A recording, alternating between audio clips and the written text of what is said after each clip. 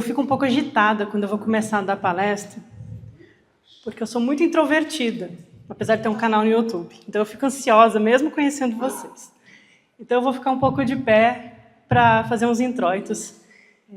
A minha mente, ela funciona um pouco como uma aba do Chrome com 80 abas abertas, sabe? Então, assim, tem várias coisas que eu quero colocar para vocês, então no começo eu vou puxando assim, uns pressupostos assim, para a gente poder se estabelecer num local comum para entender um pouco do que eu trouxe do texto. É um texto difícil, mas eu não estou desestimulando vocês a conhecê-lo, pelo contrário. É aquele texto que é para a gente se sentir desafiado, instigado, a querer estudar ele, querer entender mais profundamente. Afinal, é algo que Jesus também transmitiu aos seus discípulos, então, para nós, poxa, que riqueza que a gente tem a chance de conhecer textos assim descobertos, ou encontrados, ou comprados, né? Mas, antes de tudo, eu queria fazer uma pergunta para vocês. Quem aqui fez primeira comunhão, crisma e recebeu a hóstia? Nossa, quanta gente! Então, não, estamos num país cristão, certo? Ok? Porque eu quero tocar... O meu objetivo hoje é tentar trazer um dos pontos fundamentais desse texto para facilitar vocês, inclusive, compreender a tradição gnóstica. Então, eu vou falar do reino celestial e do homem perfeito, porque é como se fosse a mesma coisa ou tivesse uma correlação. Mas para a gente entender isso, é por isso que eu perguntei para vocês da hóstia, eu lembrei que lá na igreja tem o corpo de Cristo, né? Que vocês põem na boca o corpo de Cristo. Que história é essa, né? Eu sempre achei esquisito. Vocês me desculpem porque eu não fiz primeira comunhão e nem fiz essas coisas. Então, sou um pouco desatualizada com a forma que a igreja passou. Mas vocês já se perguntaram o que é colocar o corpo de Cristo na boca? Que coisa esquisita, né? O que é esse corpo de Cristo? E o que é o Filho do Homem? Vocês já ouviram falar que Jesus, né, foi chamado de Messias, Cristo, ungido. E no judaísmo, eles rejeitam Jesus, né, Messias, tal, aquela coisa cultural, mas no judaísmo também tem a ideia da vinda do Messias. E o que o Messias vai fazer? Ele vai restaurar o terceiro templo. Ele vai restaurar o templo de Jerusalém, que foi destruído. Por isso que eles estão lá no Muro das Lamentações se lamentando, né? Então, teve a queda do segundo templo, historicamente, o templo físico, que não é o templo que a gente vai falar aqui hoje, no ano 70 DC, quando os romanos destruíram tudo. E aí, teoricamente, o povo judeu está esperando vir aí um Messias restaurar um reino de paz na terra com o terceiro templo. Não está muito pacífico lá, né?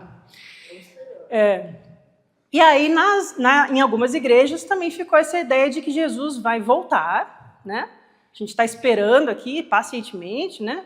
Fazendo nada, porque não depende da gente, é só esperar. Eu não acredito nisso, eu estou tentando... ele vai voltar, ele vai restaurar o reino dos céus. Então, a gente precisa fazer o quê? Seguir a igreja? Eu acho que não. Mas eu sou herética, né? Então, a gente tem essa ideia dentro da igreja de que a gente foi expulso de um paraíso e a gente está esperando a volta de Jesus para ele restaurar o reino. Então, essas são as ideias que eu quero que vocês tenham. Tem essa ideia de que a gente está esperando o reino ser restaurado. E o Filho do Homem vai restaurar o reino. E o Messias vai estabelecer um novo templo e um reino de paz. Então, é disso que a gente vai falar aqui na minha apresentação. O templo, o reino, a cidade celestial, o homem, o Messias, o Cristo. E o que isso tem a ver com o Apocalipse do Códice de Bruce? Eu trouxe, sim, algumas passagens, mas eu não quero que vocês tentem ficar entendendo nas minúcias, nos pormenores, porque é difícil mesmo, e é mais importante a gente entender essa ideia geral. Só foi estabelecido pela igreja, no Concílio de Nicéia, em 325, que Jesus é Deus, né, em 325, foi quando determinaram uma briga que Jesus, então, é Deus. Mas antes, como o Alberto estava muito bem colocando, Cristo é essa ideia de um poder metafísico, celestial, uma luz transcendente e imanente, ou seja, dentro de nós, que nos conecta àquilo que há de mais superior no mundo divino, que nos conecta ao Rei da Luz, aos filhos da luz, ao Rei dessa cidade celestial. E Jesus seria alguém que fez essa ascensão, que representa esse poder do Cristo na Terra e que ensinou esse caminho. Em 325 que eles resolveram na igreja essa briga, porque para os gnósticos nunca teve dúvida. Então esse é um dos meus outros objetivos, que vocês saiam daqui distinguindo Cristo, o poder metafísico, o logos divino dentro de nós, e Jesus, o mestre de sabedoria que ensinou esse caminho. Isso é muito bom porque a gente se aproxima mais de Jesus como humano. Ele não é... Eu não estou desmerecendo ele, eu não estou diminuindo Jesus. Existe na tradição grega, inclusive, a ideia dos homens divinos, os androsteioi, os homens que se divinificam. Pitágoras, Apolônio de Tiana, Jesus, Zoroastro, Mani, Buda, por que não? Né? Esses homens divinos são aqueles que se conectam com a centelha crística e são capazes de expressar o divino na Terra e trazer, salvar as almas nesse sentido de ensinar esse caminho. Então, eu vou passar as passagens com vocês para vocês verem que, como o Alberto já introduziu, o sistema gnóstico é complexo, ok? E vocês vão ver Cristo aqui no meio. E vai ficar bem explícito que Cristo não é Jesus. Ninguém está falando de um homem de carne aqui nessa cosmogonia. Os gnósticos vão falar de um Deus desconhecido e dessas várias camadas de manifestações, dos planos celestiais e de tudo que a gente vai passando até chegar a uma totalidade de Deus em nós e nós em Deus. E aí a gente vai começar a entender melhor o que é o reino. Para os gnósticos, diferente para a maioria das igrejas, o reino não é algo que a gente fica esperando voltar, ou que a gente vai entrar depois da morte, ou que a gente precisa obedecer, porque a gente desobedeceu Deus e foi expulso do paraíso, né? Então agora a gente precisa obedecer, aceitar o dogma e aí entra no reino, senão está fora. Para os gnósticos não é assim. E é isso que eu vou mostrar aqui para vocês hoje. Então, vamos entender. Então eu vou sentar, tá bom. Então vamos para o reino celestial. Vamos começar com um trecho do Apocalipse do Códice de Bruce. Ele o elevou para que pudessem se esforçar em direção à cidade onde estão as suas imagens. É nessa cidade que se movem e vivem. É nela que possuem o seu ser real. É a casa do Pai, a veste do Filho e o poder da Mãe. É a imagem do pleroma. Então, só nessa passagem, a gente já tem uma ideia de que o mundo divino dos gnósticos, que eles vão chamar de pleroma, plenitude, totalidade, é comparado à imagem de uma cidade celestial. Vocês vão ver essa ideia da cidade celestial ou do reino celestial no Hino da Veste de Glória, que está aqui no livro do Bruce, e que foi adaptado para as crianças, do Bardesanes, e foi adaptado para as crianças no Conto da Pérola. Um reino onde nasce a luz, um reino do Oriente, onde há um rei dos reis, o rei da luz. E aí ele envia seu filho para fazer uma jornada para a Terra e ele precisa voltar. Todo mundo aqui, que eu acho, conhece a parábola do filho pródigo. Então, a gente vai lendo os textos gnósticos e a gente começa, o templo, que às vezes é chamado de templo de Jerusalém, não é a construção de pedra lá em Jerusalém. A cidade celestial ou a terra sagrada não é um lugar que eu volto atravessando um deserto. Isso é simbólico. E aí, inclusive, os Rosacruzes, depois, eles vão trabalhar com a ideia da Cristianópolis, a cidade onde vivem o colégio invisível dos que trabalham, os Rosacruzes, os Filhos da Luz, também tem essa ideia de uma cidade especial que tem um formato geométrico especial também, e que é onde habita o Cristo. Então isso também é preservado em tradições posteriores. Mas a gente vai compreendendo melhor que esse voltar à casa do Pai, esse voltar ao templo, ou esse reconstruir o templo, tem a ver com o templo espiritual, que também é dentro de nós. Aí é que é a grande sacada. Os gnósticos, eles vão trabalhar claramente como Jesus coloca lá no Evangelho de Mateus, passagem que eu adoro, que Jesus fala em parábolas e ensina os mistérios aos discípulos. Então é bem claro que quando ele está falando de casamento, ele não está falando de uma festa. Quando ele está falando de noiva, ele não está falando de uma mulher com vestido branco. Quando ele está falando de semente de mostarda, ele não é um agricultor. E quando ele está falando de cidade celestial, de nascer de novo, tudo isso é simbólico. Os gnósticos trabalham muito com o símbolo. No Evangelho de Filipe, é posto na boca de Jesus de que ele vai explicar as verdades sem imagens, mas que, no geral, as imagens, os ensinamentos vêm ao mundo em volta em símbolos. E a gente precisa compreender isso para compreender o ensinamento espiritual de Jesus. Então, esse é algum dos temas, né? O reino de Deus. O que é o reino de Deus? Ele é lá, a gente acessa depois da morte, ou ele é aqui? Ou ele é aqui e lá? Estou complicando vocês. O pleroma, o homem celestial, o templo, a casa do Pai, a cidade da luz e o que é tornar-se homem perfeito. Todos esses temas, eles se entrelaçam. São só formas de colocar ensinamentos que se correlacionam e às vezes é até a mesma coisa. Então, por isso eu vou tentar fazer eu vou jogar para vocês e a gente tenta absorver a ideia geral. Mais um trecho do Apocalipse.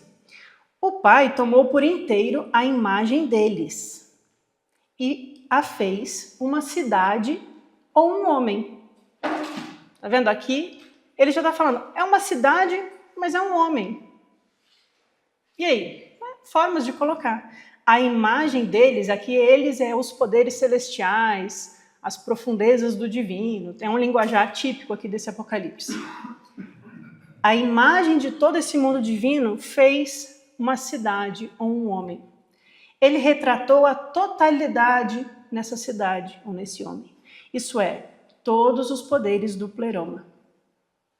O que isso tem a ver com a gente? Muitos de vocês já conhecem as ideias herméticas, a correspondência do micro e do macro. Né? Macrocosmos, microcosmos. Os Rosacruzes também exploram muito essa ideia. O homem é considerado o microcosmos do macrocosmos. Que papo é esse, né? Essa ideia do reflexo. Que a gente é feito à imagem e semelhança. Alguém já ouviu que o ser humano foi feito à imagem e semelhança de Deus? Tá aí.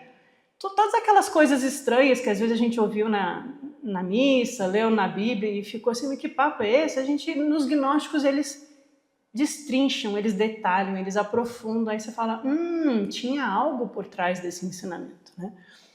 Então, no hermetismo, é muito explorada essa ideia de assim acima como embaixo, dentro como fora. E no mito gnóstico de criação, o nosso mundo dos sentidos, da matéria, das sensações, ele é um reflexo, uma cópia do mundo espiritual. Como lá em Platão, as sombras da caverna são sombras de objetos reais refletidos de trás de uma chama, de trás de um fogo. Objetos reais entre aspas aqui, tá? E essa ideia de que a verdade vem ao mundo envolta em símbolos. Então é isso que eu quero que vocês mantenham em mente para a gente acessar o Códice de Bruce. Mas antes, né, citando um pouco também o maniqueísmo. O Alberto citou também hoje mais cedo os textos de Mani no século IV, sempre erro os datas, 3, que o Mani é 2 gerações depois do Bardesanes. Então, essa tradição gnóstica lá de Bardesanes chega em Mani e surge o maniqueísmo. Provavelmente todos vocês conhecem o maniqueísmo como a dualidade luz e trevas, mas tem muito mais do que isso, e isso é um reducionismo muito bobo. A gente nem deve usar essa ideia, maniqueísmo, para expressar isso. Então existem esses fragmentos que o Alberto citou, que também foram descobertos. E futuramente haverá um livro, A Gnose de Mani. E a gente também vai publicar um dia, a lista está grande. E no maniqueísmo encontraram essa imagem que vocês estão vendo aí. Eu acho que estava num dos manuscritos ou em cavernas. Encontraram várias coisas, até na China encontraram o texto dos maniqueus. E essa é uma imagem que retrata uma cidade celestial. E vejam que tem assim vários degraus antes dela, como uma escada de Jacó, como os 7 arcontes que a alma precisa vencer, os 7 portais, né? Aqui não são 7, né? São mais. Mas essa ideia de que há uma escala até você chegar nos portões da cidade celestial.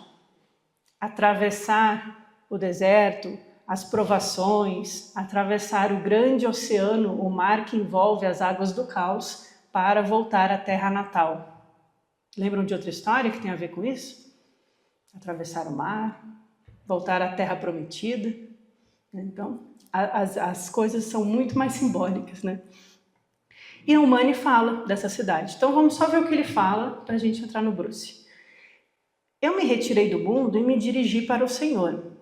Eu encontrei a terra da luz e segui o caminho para a cidade dos deuses. Comunguei com a retidão enquanto eu estava no corpo. Me afastei das emoções sensuais, tornei minha alma pura. Aliás, eu acho que essa tradução é da Dani, viu, Dani? Da Dani e da Jane. No insuperável mundo da luz, os muitos lugares de natureza sutil e admirável são como grãos de areia em número. Então, tem muitos lugares admiráveis no insuperável mundo da luz, como grãos de areia, né? A gente lembra até do universo, com todas as galáxias, cosmos, tem centenas de milhares de bilhões de galáxias, né? Não que seja a mesma coisa, mas é uma imagem interessante. Essas muitas terras têm solos adamantinos preciosos, irradiando luz para baixo, desde o passado obscuro até agora e para a eternidade, com incontáveis matizes miraculosos iluminando um ao outro. Então, a ideia de um mundo da luz. Aquele mundo, o seu pavimento é divino, seu pavimento divino é de uma substância adamantina. Aparece muito essa ideia do diamante nas tradições budistas e gnósticas. E o Bani também, né? É um pavimento divino que não se abala jamais. A quem quer que seja permitido viver naquele lugar, será eternamente livre de preocupações e sofrimento. No budismo a gente tem Tushita, a terra pura, aqueles que se libertam do samsara, né? Eles entram em outra região, onde não há sofrimento, onde é pura luz. Vejam os paralelos, né? E por fim, a fonte do bem, a linguagem platônica, está na região da luz. O rei da luz é a árvore da vida. Então, só para estabelecer que no maniqueísmo a gente também tem essa ideia de uma cidade celestial. E disse Deus, façamos o homem à nossa imagem e semelhança, conforme a nossa semelhança. E criou Deus o homem à sua imagem, a imagem de Deus o criou. Homem e mulher os criou. Só para a gente lembrar que também tem essa ideia do micro-macrocosmos expressada no Gênesis. E no Evangelho de Tomé? Não, só um pulo. Então eu não comentei que para muitos o reino de Deus é uma coisa distante, a gente tem que ser ovelhinhas obedientes, paga o dízimo, faz a confissão, aceita a extrema-unção, né? Obedece o padre e aí aceita que Jesus é Deus, que morreu e ressuscitou no terceiro dia, e aí tá salvo. Depois, morreu por nós, coitado. E aí, quando a gente morrer, a gente vai voltar para o reino de Deus. Mas no Evangelho de Tomé não é assim. São só 3 sentenças das 114 que tem lá no Evangelho de Tomé. Jesus fala muito sobre o reino de Deus, né? Jesus disse, se vossos guias vos disserem o reino de Deus, o reino está no céu, então as aves vos precederam. E se disserem que está no mar, então os peixes vos precederam. Vocês já viram aquele filme Estigmata? Ele fica citando essa passagem.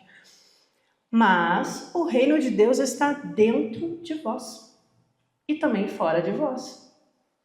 Se vos conhecerdes, ao conhecimento, a gnoses de si, sereis conhecidos e sabereis que sois filhos do Pai vivo. Então não é só Jesus que é o Filho único do Pai? Não, todos que conhecem a si mesmos se tornam filhos do Pai vivo. porque o reino está em nós.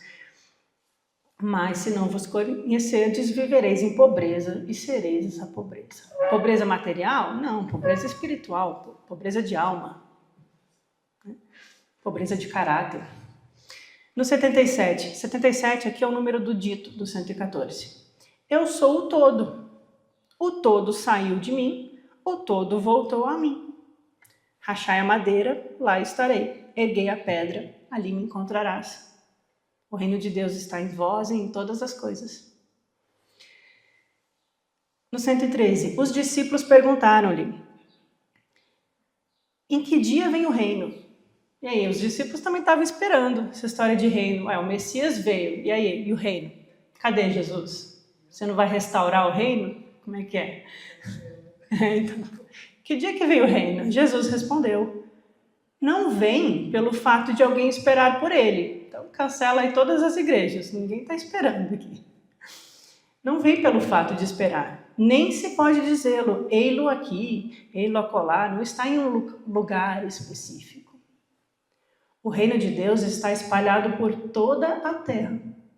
Mas as pessoas não o veem. Esse é o problema. Não tem vídia, olhos para ver. Então, e o reino? Agora a gente vai focar nisso que eu queria focar com vocês. O reino, a cidade e o homem. O homem feito à imagem e semelhança e o reino que está em nós. Qual é a relação? Lá no Bruce tem um pouco sobre isso. Como o Alberto estava dizendo, isso aqui é só para ilustrar, a cosmologia gnóstica é bem complexa. Então, começa com muitas divisões, tem o 1, o 4, o 24, o 60, o 12, e eles vão se espalhando em várias camadas de mundos divinos. Não é um Deus lá, e nós aqui, criador e criatura, pronto, acabou. Não. Tem camadas de mundos divinos até chegar na formação da humanidade. E cada uma dessas camadas divinas também vai estar associada à paz, à vida, à justiça, à verdade, ao conhecimento, ao amor, à graça. Cada um vai representar também uma qualidade divina. Então é como se os gnósticos estivessem nos dando um mapa que está dentro de nós para a gente acessar aquilo que a gente perdeu. Não porque foi perdido, mas porque está escondido. Ele foi envelopado em muitas cascas e camadas e ficou sufocado dentro de nós. Porque o corpo é como essa prisão que eles vão colocar. Mas não é sair do corpo ou matar o corpo. É perceber as camadas e abrir os olhos, olhos para ver que veja, que Jesus tanto fala, para essa verdade dentro de nós. Ao encontrar a gnose da verdade, esse conhecimento, alcançamos a libertação, a tal da verdade que liberta. E isso começa com o Um, que para os gnósticos não é o Deus criador, mas essa unidade transcendente.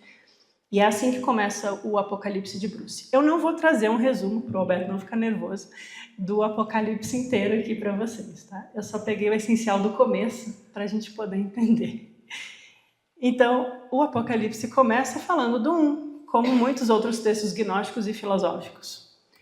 O Um é chamado de Pai dos Pais, ou pré-Pai, ou Pai do Todo. Lá no Contra as Heresias do Irineu, ele vai ficar reclamando que os gnósticos ficam falando de um pré-pai, que tem um pai antes do pai, eles estão malucos, é porque o Irineu não entendia.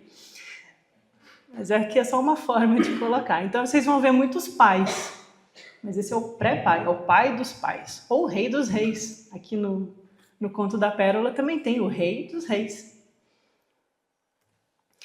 É a mente espiritual antes de todas as mentes. Ele é além da profundeza.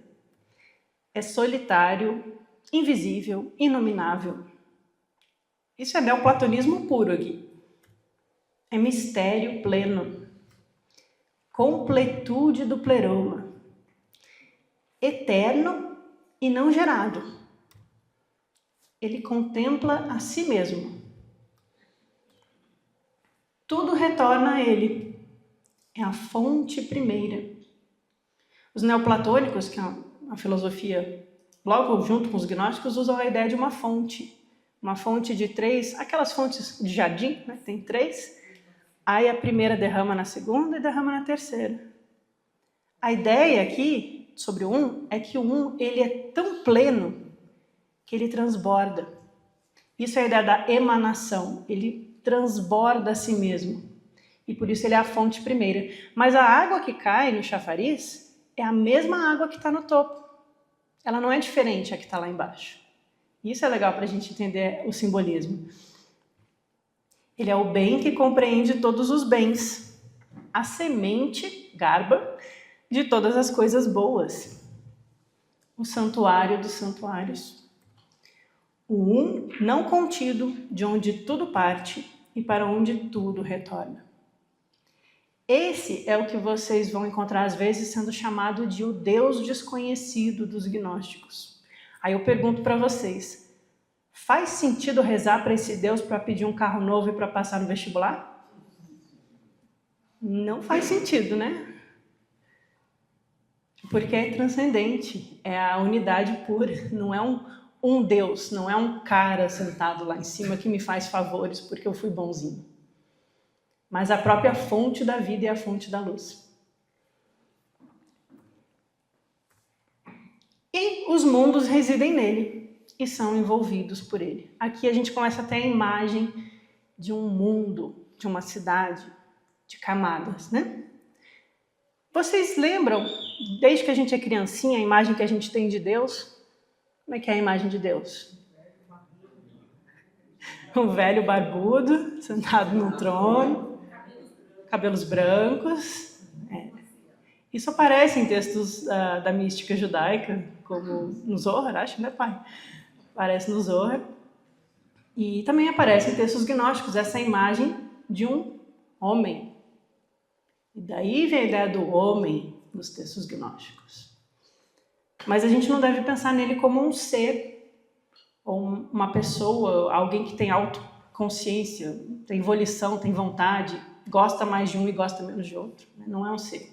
É uma imagem que esses grupos criam para expressar o quanto nós somos semelhantes a esse poder divino. E por isso a gente consegue acessar a partir do autoconhecimento. E aí aparece então o segundo. Estávamos no primeiro, vamos para o segundo, que é chamado de o segundo lugar no Apocalipse de Bruce. Aqui é a ideia de um demiurgo. Demiurgo significa criador. E é um demiurgo bom. Tá? Esse aqui não é o do Apócrifo de João. Esse é mais lá embaixo, é a raiz da ignorância que nos prende no mundo. O mal, né? O demiurgo mal. Aqui é a ideia do que o Alberto estava falando, desse logos criador, um demiurgo bom. Esse também é pai. O outro era o pré-pai, agora esse é o pai. A gente tem muitas paternidades nos textos gnósticos. Também é chamado de nous, que é nos textos do Corpus Hermético tem muito essa ideia, o nous, no platonismo também. E esse é chamado de o homem eterno. Então eu pus essa imagem para a gente sentir isso, é como se a unidade se expressasse nesse derramamento na imagem de um homem. Mas não é um homem, né, gente? Ele também é chamado de o pilar superior. Pilar lembra coisa de construção, coluna, pilar. E também de supervisor. Os eons formam uma coroa em sua cabeça. Aí começa a descrever, olha que interessante. Lá na Kabbalah, na Sefirot, tem Keter, a coroa. É a primeira das 10 manifestações do Ein Sof. Talvez tenha alguma coisa a ver. Os contornos de sua face é desconhecido aos mundos externos. E o seu Logos se dirige a eles. Então o Logos começa a se mover em direção aos mundos externos. Olha que imagem bonita. Leiam o Evangelho de João. O Logos como a luz que vem ao mundo. Também tem aqui essa ideia. A luz de seus olhos penetra os espaços do pleroma. O Logos, a palavra, nesse sentido, mas o Logos é um poder, né? O Logos de sua boca penetra o que está acima e abaixo. Os cabelos de sua cabeça são o número de mundos ocultos. E os limites de seu rosto são a imagem dos eons. Os fios de sua barba são o número dos mundos externos. Aqui a gente começa aquele imaginário de Deus que ficou no popular. Mas é bem diferente quando a gente lê filosoficamente, né? A extensão de seus braços é a manifestação da cruz. O surgir da cruz é o homem incompreensível. Esse é o Pai, a fonte que brota do silêncio. Dele surgiu a mônada como uma centelha de luz, e essa mônada moveu todas as coisas. Vocês conseguem sentir como é o divino movendo-se, se expandindo e se derramando e gerando essa miríade de mundos divinos e camadas celestiais? Isso aqui é Jesus? Não, gente, isso aqui não nasceu na Galileia, não foi nazareno, não falou aramaico. Isso é um poder celestial, metafísico. Então, é daí que os gnósticos vão diferenciar, né? A heresia ariana, que é muito mais a ver com o que Jesus ensinou, né? Que Cristo é diferente de Jesus, que o homem é diferente do poder divino que ele manifestou, né? E aí a igreja chamou de heresia. Não, eles estavam certos. A igreja que complicou as coisas, misturou tudo. O Pai deu origem à Enéada. Eu coloquei aqui porque alguns conhecem esses termos, né? E o Pai gerou a si mesmo. Ele é a sua própria mãe e pai. Complicado de entender, né? Mas ele possui em si a dualidade do equilíbrio das duas forças do cosmos. Ele gera a si mesmo com as duas forças. E por isso que às vezes o homem celestial, nos textos gnósticos, é descrito como andrógeno. E vejam só, o seu pleroma, sua plenitude, circunda 12 profundezas. O pleroma veio à existência por meio do Logos do homem eterno. Esses são os mundos onde surgiu a cruz e o homem. E esse é o homem perfeito. Um trecho. Os mundos externos contemplam ele, esse homem perfeito, assim como o homem contempla o céu estrelado, mas ainda deseja ver o sol. Achei tão bonito. A gente contempla o céu estrelado porque esse homem perfeito é a imagem do um. O um é o sol. Mas a gente consegue ver as estrelas, o mapa que surge com o reflexo do sol brilhando em todos os orbes celestes.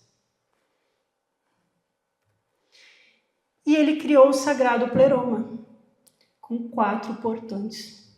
E aí eu usei uma imagem indiana para ajudar a ilustrar para vocês. O sagrado pleroma é como um templo com 4 portões. E aí ele fala que são 4 mônadas, mas mônada é uma coisa indivisível. Como é que faz?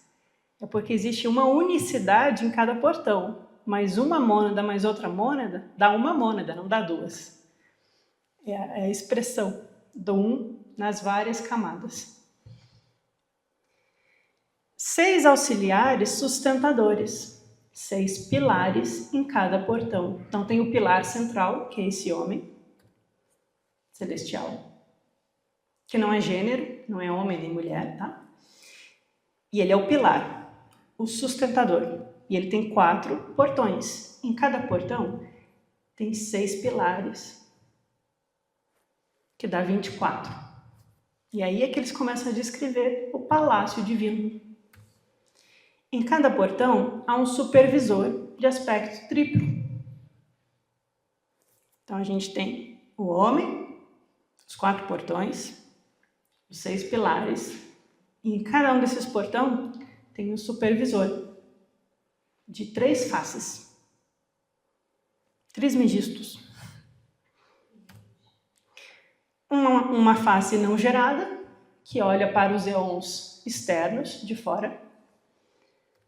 Uma face verdadeira, que olha para dentro, para Ceteus, aqui é a referência a Sete, o filho do Adão celestial. Aqui, ó, o Adão celestial é esse homem perfeito.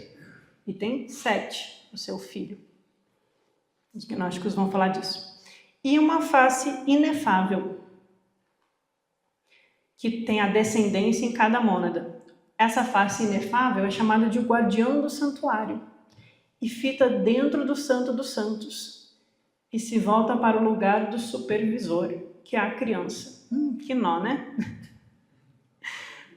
Complicou, mas só para a gente ouvir, não precisa entender. Mas lembrem que a gente tem o homem que foi gerado como um supervisor. O segundo, a primeira imagem é o supervisor. Ele é o Logos. E aqui ele vai ser associado à mônada, à centelha de luz, o homem perfeito e a criança agora. Jesus não falou que o reino dos céus é das criancinhas? Que aquele que não nascer de novo, não se tornar criança, não vai entrar no reino? Eu gosto muito de crianças, mas eu acho que ele não estava falando de criancinhas, assim, de 5, 6 anos. É esse filho primordial. Aquele que veio do homem perfeito. Enfim, é só para a gente pegar a imagem, não é para a gente entender racionalmente. E vejam que na tradição cristã, inclusive ortodoxa, tinha essa ideia de um Cristo, um Jesus com 3 cabeças. Alguma coisa eles pegaram. Nesse espaço do aspecto inefável, tem um inefável é que a minha mente cognitiva não consegue apreender. Inefável, além de toda compreensão. Então, tem o mais incompreensível, tem o que representa a verdade, a totalidade, e tem o que se expressa nos mundos externos. São 3 camadas. Só isso basta para a gente entender. Então, nesse aspecto do inefável, está aquele que é chamado de um antepassado. E o antepassado é circundado pelos 12 bem-aventurados, ou crestos, a palavra grega crestos, que é os bem-aventurados, os homens bons. Lembra alguém? É Jesus aqui? O antepassado no espaço inefável, no pleroma de Ceteus, junto ao Pai indivisível, circundado pelos 12 bem-aventurados. Será que ele está falando de João, André, Pedro, Tiago? Não é. Não estamos falando de pessoas. Estamos falando de poderes celestiais. Ali está o Adão de luz e os seus 365 eons. É muita cosmogonia. E eles circundam o cesto da imortalidade, onde contém esse mundo. Né? No Santo dos Santos há uma profundeza chamada luz. O texto vai falar de várias profundezas. Tem 12 profundezas, cada uma das 12 tem 3 aspectos, cada um dos aspectos é uma qualidade, uma virtude, um poder divino. Né? E tem uma profundeza chamada luz. A mãe do todo é a Imaculada. Quem é Imaculada? A mãe do Cristo. A que dá a luz ao Filho único gerado. Vejam que a tradição religiosa pegou algo que era profundamente metafísico e filosófico e puxou para o concreto e botou no chão e transformou num dogma que não faz sentido para o nosso mundo. Porque era um ensinamento espiritual, não era um dogma material. Corporificou, exatamente. Então, a mãe do todo é imaculada, quer dizer, ela é pura luz, ela é não contaminada. Ela participa da perfeição da totalidade e ela dá a luz ao Filho que vai expressar essa luz em direção ao mundo e vai ser o criador das camadas da cidade celestial. Essa é a luz que não pode ser dividida. Há um local que há uma profundeza imensurável. Lá está o tesouro que dá vida ao todo. Aí lá no Piscis Sophia vocês vão ler sobre o tesouro de luz. O texto está dialogando, tem relação. Ali há um altar com 3 poderes e no meio deles está Cristo. Apareceu Cristo aqui no texto, a palavra Cristo. Cristo possui 12 aspectos. Esses aspectos são fontes preenchidas com água da vida. Não é Jesus e os 12 discípulos. Até porque ele tinha mais discípulos do que 12. Cristo e os seus 12 aspectos expressam o mundo divino. E Cristo coloca em cada um desses aspectos um selo e envia eles para o um. Aqui Cristo serve de mediador entre o um e a criação divina, e depois nós. Por isso que Cristo é o Salvador, Por isso que Cristo é o caminho. Ele faz a ponte entre o divino e nós. Porque ele está em nós, mas ele também participa da totalidade. As 12 paternidades envolvem Ceteus, eu pulei um pedaço do texto, e sustentam uma coroa em sua cabeça. Ceteus aqui é o que vem depois de Cristo. Cristo é como se fosse um habitante dentro de Ceteus. E Ceteus é o seu auxiliar que age mais abaixo nas camadas de manifestação, que é 7, né? E ele também tem uma coroa com 12 paternidades. O Logos está oculto em Ceteus. Ceteus reina através da mônada do Filho único que está oculta nele. É como um navio, Ceteus é como um navio carregado de todas as boas coisas. É como um campo com todos os tipos de árvores. Ele sustenta os mundos e os poderes. E aí o texto vai dar uma imagem para nós de que Ceteus ele sustenta em sua mão direita 12 paternidades e em sua mão esquerda 30 poderes, e aí são mais descrições que tem essa imagem de sustentar em suas mãos e coroa em suas cabeças, e da coroa emana raios. Então daí ficou o nosso imaginário dessas imagens divinas, né? Aí aqui a minha filha não está aqui, tá aqui a minha filha, olha só. Eu usei um desenho da minha filha, gente, é corujice, mas é porque eu achei muito bom. O que aconteceu? A gente estava viajando de avião e ela olhou nas nuvens, né? Que bonito, criança adora, a gente devia manter esse espírito de admirar a beleza, né? E ela chegou de viagem aqui em Brasília e começou a desenhar. Ela não sabia que eu ia falar dessas coisas. Eu falei, vou ter que mostrar para o pessoal. Ela captou da minha mente. Porque ela desenhou um reino nas nuvens, aqui é para ser as nuvens, tá? Um reino nas nuvens celestial, que tem 5 árvores e 12 casinhas. E eu não falei para ela colocar 12 casinhas. Eu falei, gente, vou ter que usar. Vejam essa passagem do Bruce Codex. Na segunda paternidade, há 5 árvores. E no meio dela, um altar. Um Logos, único gerado, encontra-se no altar, tendo 12 aspectos da mente do todo. Ante ele estão dispostas as preces de todos os seres. Então, Lara, você retratou muito bem aqui. Obrigada. Tem o palácio, as 12 e as 5 árvores. E ela ainda botou uma cachoeirinha que derrama a água da vida, lá do céu. Esse número aqui é o capítulo do Códice de Bruce, tá? Ele tem 22 capítulos, eu trouxe só uns pedaços.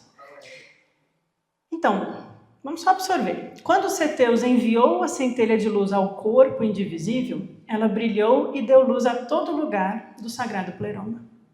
E eles, contemplando a luz da centelha, alegraram-se e proferiram miríades e miríades, miríades é milhares de milhares, tá? De louvores, em honra a Ceteus e a centelha de luz. Centelha de luz é o Logos, é o Cristo, que se manifestou, vendo que nela estavam todas as suas semelhanças. Eles modelaram a centelha entre eles como um homem de luz e verdade. Peguei essa passagem para destacar. Olha, os poderes celestiais modelaram a centelha de luz como um homem de luz e verdade. Aqui a gente vem com a ideia da imagem do homem, o homem celestial. Lá no capítulo 12 agora. Ela, a mãe do todo, ordenou o filho primogênito de acordo com a ordem do tríplice poder. Ela deu a ele os primeiros frutos da descendência ocultos nela. Ele, esse filho, quem é o filho? Ele fez surgir tudo que é puro na matéria. Fez um mundo, um éon e uma cidade. São chamados incorruptibilidade e Jerusalém. A Jerusalém celestial, não a geográfica. Também são chamados a nova terra. Esta terra é uma terra que gerará deuses e dará vida. Isso é o que foi dito sobre o homem, chamado sensível. Nós, sensível de sentidos, sensações. Ele foi modelado e criado de acordo com esse tipo de terra, a sua imagem e semelhança. E se a gente foi feito a imagem e semelhança, o mapa está em nós. Essa é a sacada. Lá no 15, essa imagem aqui é das 10 sefirós, 10 sefiras. E a de cima, aqui, tem a coroa. No 15. Ele recompensou aqueles que se libertaram da matéria. Assim, tornaram-se felizes, tornaram-se perfeitos, conheceram o Deus da verdade. Compreenderam o mistério que se fez homem. Vocês lembram do mistério que se fez homem? Na igreja ficou essa expressão, né? E por que motivo ele revelou a si mesmo? Para que pudessem vê-lo. Pois, em verdade, ele é o invisível, e por causa deles, ele revelou o seu Logos, para que o conhecessem, e dirigindo-se a ele, se tornassem divinos e perfeitos. Essa passagem está dizendo, Cristo veio ao mundo, Cristo cósmico veio ao mundo, e revelou a si mesmo a todos aqueles que buscam tornarem-se divinos e perfeitos. Ele se revela dentro de nós. 18. Quando a mãe terminou de orar ao ilimitado e cognoscível que preenche o todo e dá vida a tudo, ele a escutou e também escutou aqueles que estavam com ela, pois todos pertencem a ela, e enviou a ela um poder de luz que se manifestou através do homem que eles desejaram contemplar. Aqui é só para a gente reforçar a imagem do homem que a gente contempla. Só que a gente não contempla fora, a gente contempla dentro. E o Pai selou esse filho, o homem, dentro deles. Aqui está explícito. O Pai, aquele pré-Pai, o Pai Celestial, selou o Filho, a mona da centelha de luz, dentro daqueles que buscam contemplá-lo. Selou dentro deles por quê? Por que ele selou? Para que assim possam conhecê-lo em seus interiores. Esse é o objetivo. E o Logos moveu-se para dentro de si mesmos, para fazê-los contemplar o Logos em nós. Fazê-los contemplar aquele que é invisível e incognoscível. E o Pai tomou por inteiro a imagem deles e a fez uma cidade ou um homem. Ele retratou a totalidade nele, isso é, todos esses poderes do pleroma, cada um conhecia sua imagem nessa cidade. Cada um deu miríades de glórias ao homem, ou à cidade do Pai, que está no todo. E o Pai recebeu as glórias, e fez da glória uma veste que envolve o homem. Daí a veste, ou a veste, que é explicada em textos aqui nesses livros. E aí eu vou terminar. Acho que tem só mais 2 slides, mas esse aqui vai ser só descritivo. Então a gente está tentando ver que a imagem, nós fomos feitos à imagem e semelhança do homem celestial, e portanto Adão e Eva não são pessoas que se multiplicaram por aí gerando bebezinhos, tá? São a imagem da humanidade, simbolicamente, e há um Adão celestial que é a imagem desse homem perfeito. Quando eu falo homem perfeito é porque aparece nos textos esse termo técnico. Inclusive os cátaros usam a expressão os perfeitos, se tornar perfeito, né? Os essênios também.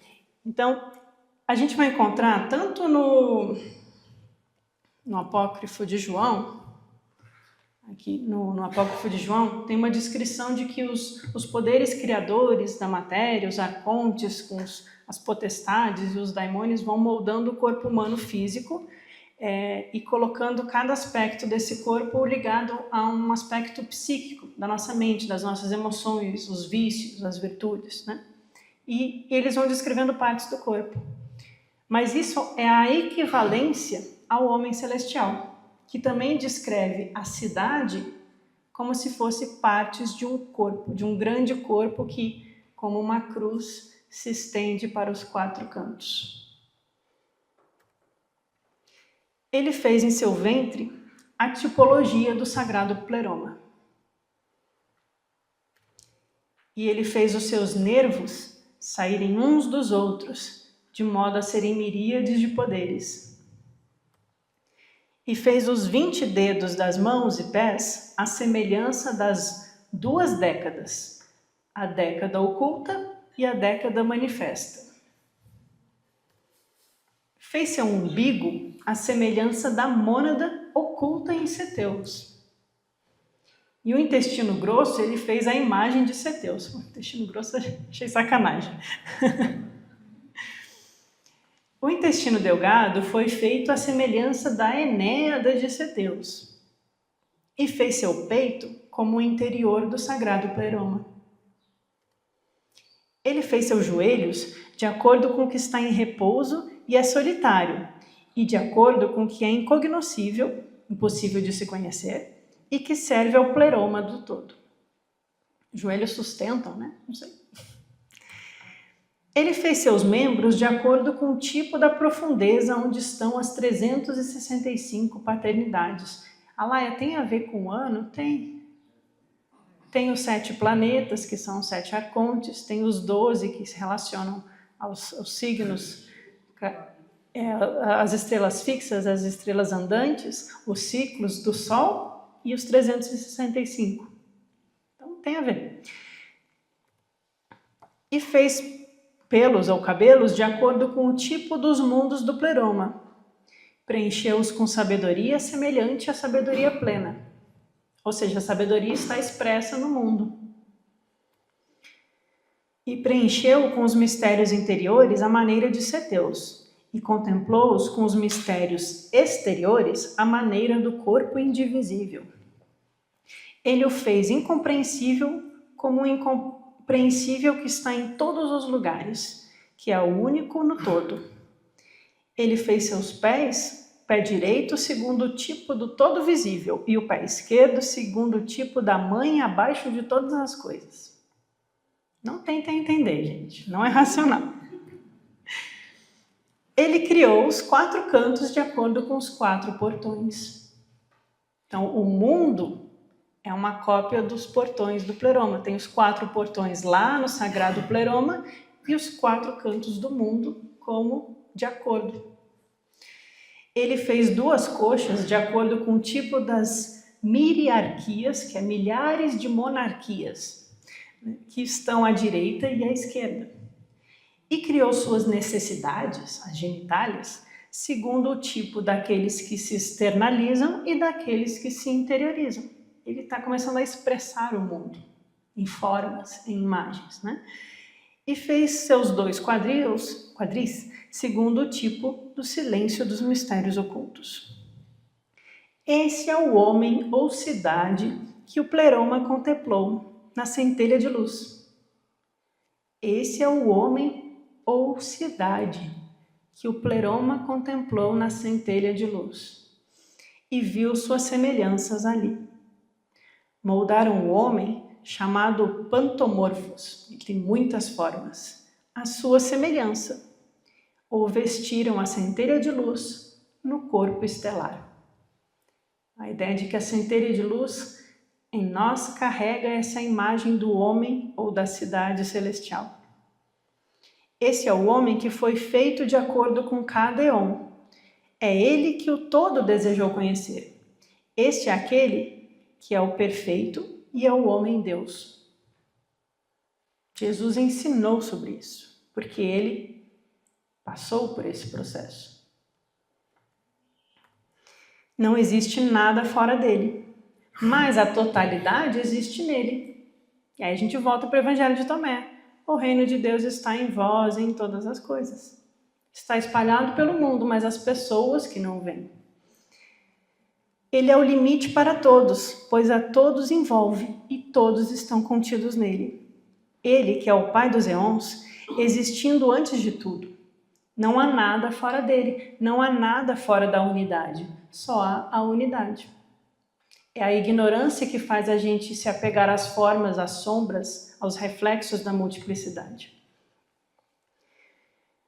Eles contemplam a sua inefabilidade que está dentro de todos, pois ele coloca um limite a todos. Mas eles não o compreenderam. Eles se maravilharam ante ele, pois ele lhes delimita. Eles se esforçam, e aí o texto ficou rasgado. Então eu vou falar, e aí a gente que se esforce também, né? E aí, o último slide, para lembrar que no Evangelho de Maria Madalena, a Jane vai falar de Madalena amanhã de manhã, tem essa passagem: tomai cuidado para que ninguém os desvie do caminho, dizendo por aqui ou por ali, pois o Filho do Homem está dentro de vocês. Seguiu. Aqueles que o buscarem o encontrarão. E mais no final do Evangelho de Maria Madalena, tem uma discussão com Pedro, para variar, que fala que ela está falando bobagem, que Jesus nunca ia ter ensinado essas coisas profundas para uma mulher. E aí o Levi defende ela, e ele conclui dizendo, eu fiz uma paráfrase aqui, ele conclui dizendo, vamos nós também fazer com que o homem perfeito nasça em nós. Isso está lá no Evangelho de Maria Madalena. Vamos fazer com que o homem perfeito nasça em nós. E no Evangelho de Tomé, Jesus fala que vai fazer de Madalena homem. Agora dá para entender um pouco melhor, vocês não acham? O que é se tornar homem? Fazer o homem perfeito nascer em nós. Tornar-se antropos perfeito. É permitir que o Cristo nasça em nós. O Messias que vai restaurar o reino do pleroma é dar nascimento ao Messias dentro de nós. Quando o Messias nasce em nós, nós podemos adentrar os portões da cidade celestial. Enquanto ele não nascer em nós, a gente vai ficar batendo na porta. Por isso que é o Messias que vai restaurar o reino, que o Cristo que vai nos levar de volta à casa do Pai. Só que é esse Cristo em nós. E aí eu convido vocês, se um dia relerem as cartas paulinas, as idôneas, releiam Paulo falando do Cristo em nós, aquele que tem o Cristo em si, que vai encontrar o caminho. Quem não tiver Cristo não vai encontrar o caminho. Desse Cristo que o Paulo estava falando. A cristologia de Paulo não é Jesus. Ele está falando do homem perfeito dentro de nós, da centelha divina. As vestes são quando o Cristo nasce em nós, como a criança que precisa nascer novamente, né? Ele recebe a veste e aí ele entra. Então, os gnósticos estão ensinando o caminho para esse mundo divino onde habitam mestres, filhos da luz, poderes celestiais, daqueles que despertaram para a gnoses da verdade, o conhecimento que nos liberta. Eu espero que vocês possam revisar o que a gente aprendeu de cristianismo a partir dessa ideia. Bom, o Alberto ele vai apresentar 2 slides e a gente vai fechar para a meditação. E aí depois vocês podem perguntar coisas. Não que eu tenha resposta, ver se esse texto é difícil, eu estou só tentando. Então, muito obrigada pela atenção de vocês.